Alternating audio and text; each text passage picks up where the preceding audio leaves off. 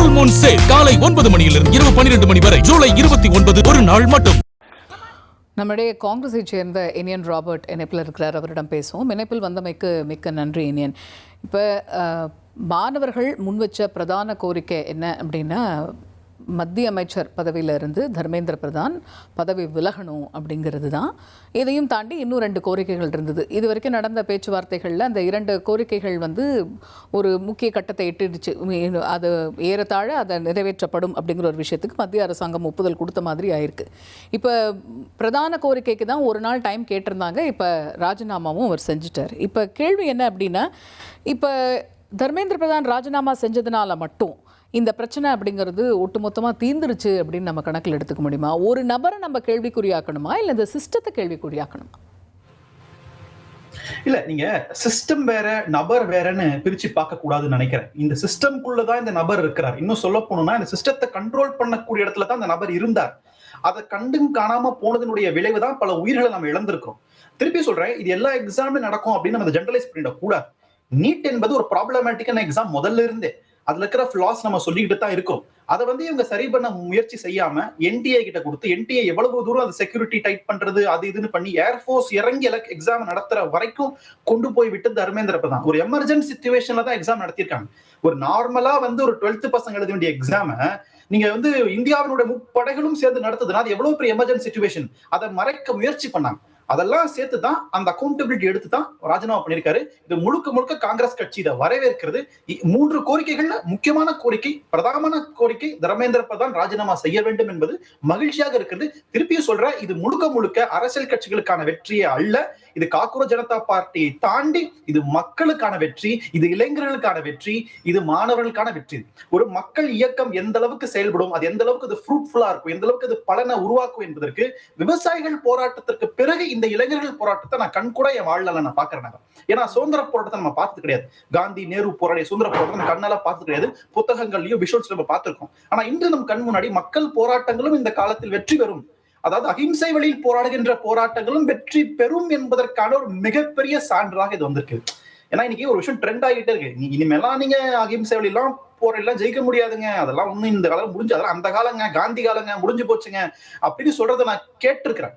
அப்போ இல்ல அப்படிலாம் இல்ல, இன்றைக்கும் நீங்கள் மக்களை திரட்டி போராடி ஒரு விஷயத்தை செய்ய முடியும் என்பதற்கு கண்ணுக்கு முன்னாடியே ஒரு உதாரணம் இன்னைக்கு வந்திருக்கு.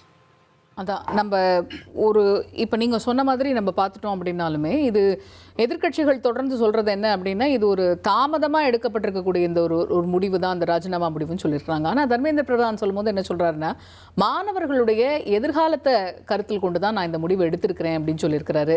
கடந்த 10 நாட்களாக நடந்திருக்கக்கூடிய விஷயங்கள் ரொம்ப மனவேதனை அளிக்கக்கூடியதாக இருக்குது அப்படிங்கிறத சொல்லியிருக்கிறாரு. இன்ஃபேக்ட் அவர் பொறுப்பு ஏற்றிருக்கிறாரு அப்படிங்கிறதையும் நம்ம இங்கே பார்க்கணும் இல்லையா? அப்கோர்ஸ், ஆமா ஆமா, அது நீங்க அது கிரெடிட் கொடுத்துதான் ஆகணும். ஒரு பொறுப்பெடுத்திருக்கிறார் என்பது ஒரு பெரிய விஷயம்.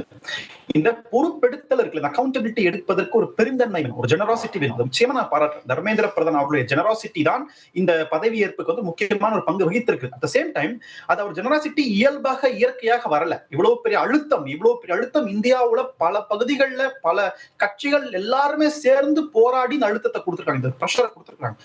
என்ன பண்ணணும்னு தெரியாம தான் இந்த முடிவு எடுத்திருக்காங்க. ஏன்னா பாஜக அரசு, எதிர்கட்சிகள் எவ்வளவோ குற்றச்சாட்டு வச்சாலும் எதுக்குமே செவி சாய்க்காத பிரதமர் 2 முறை லைவ்ல பேசுறார், 2 முறை விஷுவல்ஸ்ல பேசுறார். அப்போ எந்த அளவுக்கு இந்த ஆட்சி அதிகாரம், இந்த பிஜேபி அரசு பயந்திருக்கிறாங்க அப்படின்றது நமக்கு புரியுது. அதனால உண்மையிலே இது பாராட்டப்பட வேண்டியது. முழுசா பொலிட்டிக்கலா மட்டும் தான் பார்க்கணுமா? நம்ம ஏன் இப்ப இல்ல, இவர் எப்படி மாணவர்களுடைய எதிர்காலத்துக்காக இந்த முடிவு அப்படின்னு சொல்லியிருக்கிறாரோ, அந்த மாதிரி மாணவர்கள், சிறு பிள்ளைங்க அப்படிங்கிற அர்த்தத்திலையும் பிரதமர் நரேந்திர மோடி அட்ரஸ் பண்ணிருக்கலாம் இல்லையா? இல்ல, நீங்க அவ்வளவு உங்களுக்கு அக்கறை இருந்திருந்தால், உங்களுக்கு அவ்வளவு உண்மையான அக்கறை, இன்னைக்கு சொல்றா தர்மேந்திர பிரதான் நான் இவங்க மேல உள்ள அக்கறையில நான் இதை ராஜினாமா பண்றேன், அந்த அக்கறை நீங்க எக்ஸாமுக்கு முன்னாடி கொஞ்சம் காமிச்சிருந்தீங்கன்னா கூட இவ்வளவு உயிரிழப்புகள் நடந்திருக்காது. அதுதான் நாங்க கேட்கிறோம். நீங்க நடந்து முடிந்ததுக்கு பிறகு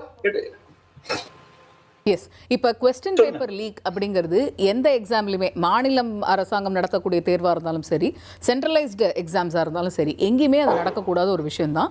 இப்போ தொடர்ந்து கன்சிஸ்டண்ட்டாக இங்கே 3 வாட்டி நடந்துட்டு இருக்குங்கிறத பார்க்குறோம். இதுக்கு முன்னாடி ஒரு 15 வருஷத்துக்கு முன்னாடி நம்மளுக்கு வந்து கொஸ்டின் பேப்பர் லீக்ஸே எங்கேயுமே நடக்கலையா? சென்ட்ரலைஸ்ட் எக்ஸாம்ஸ்லையும் சொல்கிறேன், மாநில அரசாங்கம் நடத்தக்கூடிய தேர்வுகள்லையும் சொல்கிறேன், இப்போ வரைக்கும் நடந்துகிட்டு இருக்குங்கிறத நம்ம தொடர்ந்து பார்க்குறோம். இந்த ஒரு விஷயத்தில் இவ்வளோ ஒரு இப்போ இவருடைய ராஜினாமா தான் ஒரு பெரிய அக்கௌண்டபிலிட்டி அப்படின்னா, இதுக்கு முன்னாடி நடந்ததுலலாம் அப்படிங்கிற கேள்வி நம்மளை பார்த்து விழும். இல்ல அதுதான் நான் சொல்ல வந்தேன். ஏன்னா நீங்க இதை ஜென்ரலைஸ் பண்ணிடாதீங்கன்னு சொல்றேன். நீட் எக்ஸாம் மத்த எந்த எக்ஸாம் கூட நீங்க கம்பேர் பண்ணவே முடியாது. மற்றது எல்லாமே காம்படிட்டிவ் எக்ஸாம்ஸ், போட்டி தேர்வு. ஆப்ஷனலா அதை நீங்க ப்ரிப்பேர் பண்ணணும்னா பண்ணலாம், இல்லைன்னா வேண்டாம். ஒரு ப்ரொஃபஷனை நோக்கி போறதுக்கான ஒரு ரூட் அது. ஆனா நீட் அப்படி இல்லை. நீட் வந்து என்னோட கெரியரை செட் பண்றதுக்கான ஃபவுண்டேஷன் அது. நான் 12th நான் எவ்வளவு மார்க் எடுத்தாலும் பரவாயில்ல, நான் வந்து நீட் எக்ஸாம் கிளியர் பண்ணாதான் நான் என்னோட கெரியரை பில்ட் பண்ண முடியும் அப்படின்றதுக்கான ஒரு கேட் வே அந்த எக்ஸாம் இருக்கு. அந்த எக்ஸாம் அந்த கேட் வே ரொம்ப சேலஞ்சிங்கா இருக்கு. நீங்க வந்து ஃபினான்ஷியலி ஸ்ட்ராங்கா இருக்கிறவங்க தான் கோச்சிங் சென்டர் போய் படிக்க முடியுன்ற ஒரு பெரிய சேலஞ்ச் இருக்குது. ஒண்ணு. ரெண்டாவது, நீங்க அந்த எக்ஸாம்ல கம்மலை கழட்டு, பேண்ட்டை கழட்டு, சட்டையை கழட்டு, ஏகப்பட்ட ரெஸ்ட்ரிக்ஷன்ஸ். எங்க கிட்ட காமிச்ச ரெஸ்ட்ரிக்ஷன்ஸ் கொஞ்சம் அந்த பக்கம் எக்ஸாம் நடத்தின NTA ஒரு பிரைவேட் இன்ஸ்டிடியூஷன், அந்த இன்ஸ்டிடியூஷன் கொஞ்சம் நீங்க ஸ்ட்ரிக்டா இருந்திருந்தீங்கன்னா இந்த லீக் நடந்துட்டாங்க. இன்னொன்னு முக்கியமான விஷயம் என்னன்னா, இந்த போராட்டம் என்பது வெறும் நீட்டுக்கு எதிரான போராட்டம் மட்டும் அல்ல.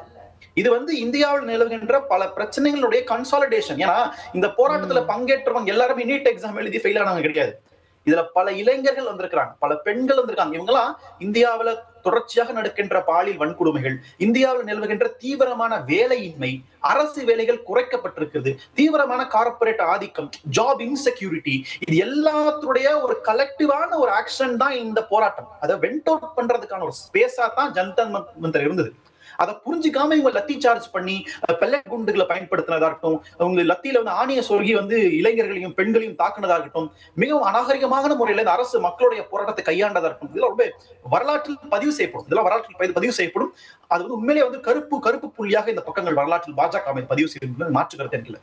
ஆனா at same time Dharmendra Pradhan வந்து ராஜினாமா நாங்கள் வரவேற்கிறோம். அதுதான் வந்து மக்களுக்கான வெற்றி. இது காங்கிரஸ், திமுக, விடுதலை சிறுத்தைகள் அதெல்லாம் இல்ல. இது மக்களுக்கான வெற்றி, மாணவர்களுக்கான வெற்றி, இளைஞர்களுக்கான வெற்றி. ரைட், தொடர்ந்து பேசலாம். ஸோ இது போன்ற ஒரு விஷயம் நடந்திருக்கு. மத்திய அமைச்சர் தர்மேந்திர பிரதான் ராஜினாமா செஞ்சிருக்கிறாரு. இது யாருக்கான வெற்றி அப்படிங்கிற ஒரு கேள்வி ஒரு பக்கம் இருக்கு. இன்னொன்று, இதுக்கு பின்னாடி இருக்கக்கூடிய அந்த சிஸ்டம், அந்த தேசிய தேர்வு முகமை, அவங்களுடைய அந்த குளறுபடிகள், அங்கே நடந்த விஷயங்கள், இது எல்லாத்துக்கும் ஒரு தீர்வா இந்த ராஜினாமா அமையுமா, இல்லை அதில் இன்னும் நிறைய மேம்பாடுகள் கொண்டு வர வேண்டிய கட்டாயத்தில் இருக்கிறோமா? இன்னும் 2 நாளில் நம்மளுக்கு இது சம்பந்தமா நாடாளுமன்றத்தில் மசோதாவும் அறிமுகம் செய்யப்பட இருக்கு அப்படிங்கிற ஒரு தகவல்களும் வந்த வண்ணம் இருக்கு. காலை 9 மணியிலிருந்து இரவு 12 மணி வரை ஜூலை 29 ஒரு நாள் மட்டும்.